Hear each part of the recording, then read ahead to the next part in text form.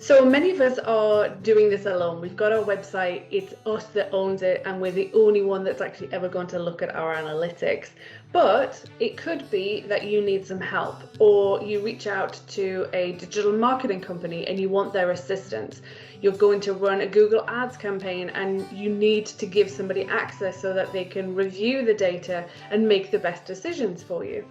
So in this video, we're going to look at user management. How can you give access to other people to your Google Analytics site and making sure you give them the right level of access as well. So let's have a look. So we've got Google Analytics set up and we're using it and we're checking out the data, and that's great. But what if you get to the point where you want some help from someone else, or you want to share the access because maybe the website that you're tracking is a website that you share with another person, or perhaps you start working with some kind of marketing company and they need access because they're going to help you analyze the data. So there's many different reasons why you might want somebody else to have access to this. So what we can do is we can go ahead and we can actually grant access to somebody, and it's pretty straightforward. So first of all, we're going to go to the admin area.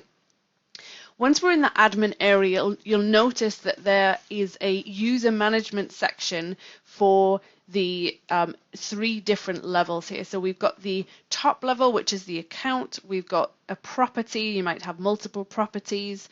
And then we've got views, and we could have many different views that we have set up as well.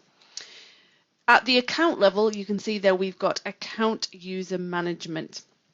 Now, if you want to give access to somebody at the top level, keep in mind that you're then giving them access to everything that's then below that in terms of any properties and any views that are underneath that. So keep that in mind.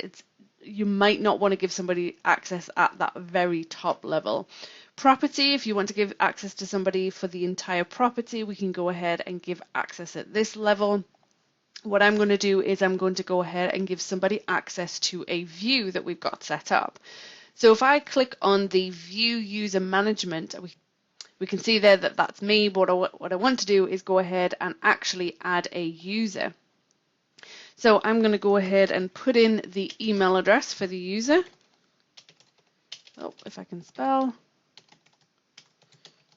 Now, the person that you're giving access to, or the email address that you're using, it must be an email address that is associated with a Google account. So if you try and put in an email address and it's not linked to a Google account, you won't be able to give them permission. You won't be able to give them access. So we've gone ahead and we've typed in their email. By default, it will notify those users by email, so we'll leave that checked off. Then what we're basically looking at, well, what permissions are we going to give them? So we can see here that if it's an edit permission, the person can create and edit filters, goals, etc. They cannot manage users. Collaborate can create and edit shared assets like dashboards or annotations. Read and analyze can view, report, and configuration data. And then finally, we've got manage users. So if you want somebody else to have essentially the same sort of access as you have in terms of being able to add additional users, then we can tick that one as well. Read and analyze. So if all you want is for somebody to be able to go ahead and log in and actually look at the data, then that's fine. But what I want is I want to be able to have somebody collaborate and also edit and create filters and goals and that kind of thing. So I'm giving this person access to do everything apart from managing users. Then I'm going to go ahead and click add. Now we can see that the person is listed there, but they haven't necessarily accepted it or reviewed that information. So what will happen now is an email will be sent to janecontactdoe@gmail.com. If I go into the Gmail account, we can see there's the email that's been received. I'll open that, and we want to alert you that you've been granted the following access, and it will show what they've been given access to. So I can go ahead and log into analytics.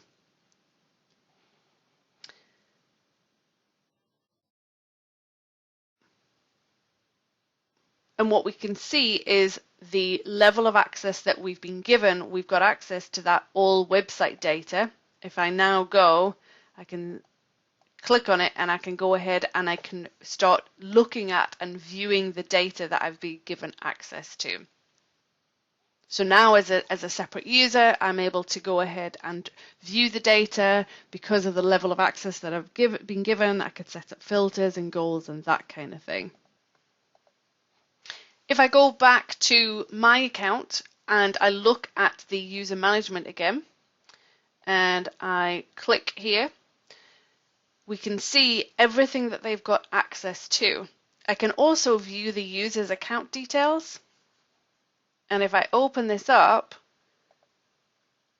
I can see all of the information that's within my account, and it's showing me what this person has access to. So we can see none, so there's basically no access to the account level, there's no access to this specific property and the view underneath that, there's no access to this property level, but there's access to the all website data view, and there's no access to the other views underneath that. So we can clearly see what the person will be able to see and what they'll be able to do within that specific area of Google Analytics.